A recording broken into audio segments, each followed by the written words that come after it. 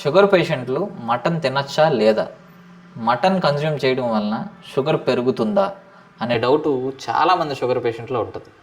First ఒక విషయం క్లియర్గా పెట్టుకోండి. మెయిన్గా ఏంటనంటే గ్లైసిమిక్ ఇండెక్స్ మటన్కి వచ్చేటప్పటికి 0. అంటే మనం మటన్ కన్జ్యూమ్ చేసిన వెంటనే బాడీలో ఏమాత్రం కూడా గ్లూకోజ్ లెవెల్స్ రైజ్ అవ్వవు.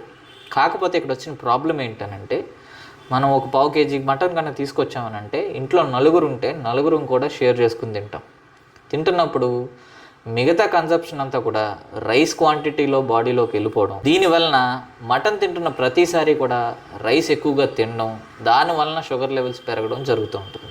మటన్ తీసుకుంటున్నప్పుడు ఈవెన్ రెగ్యులర్గా తీసుకుంటున్న రైస్ క్వాంటిటీస్లోనే ఉంచుకుని షుగర్ పేషెంట్స్ ఎవరైనా బ్రౌన్ రైసో బాస్మతి రైసో తినే అలవాటు ఉంటే దాంతోనే బ్యాలెన్స్ చేసుకుని తినగలిగితే మటన్ తీసుకోవడం వలన ఏ విధంగానే కూడా షుగర్ లెవెల్స్లో చేంజెస్ రావు. ఇంకొక చిన్న విషయం ఏంటనంటే డైలీ కన్జ్యూమ్ చేయొచ్చా అనంటే రెడ్ మీట్లో కొంత అన్హెల్దీ ఫ్యాట్స్ ఉంటాయి కాబట్టి వారానికి 1-2 సార్లు మీకు షుగర్ ఉన్నా కూడా హ్యాపీగా తినచ్చు. అంతకు మించి తీసుకుంటున్నారు అని అంటే మాత్రం ఒకసారి మీ దగ్గరలో ఉన్న ఫిజిషియన్ కానీ డయాబెటాలజిస్ట్ని కానీ కలిసి క్లారిటీ తెచ్చుకోండి.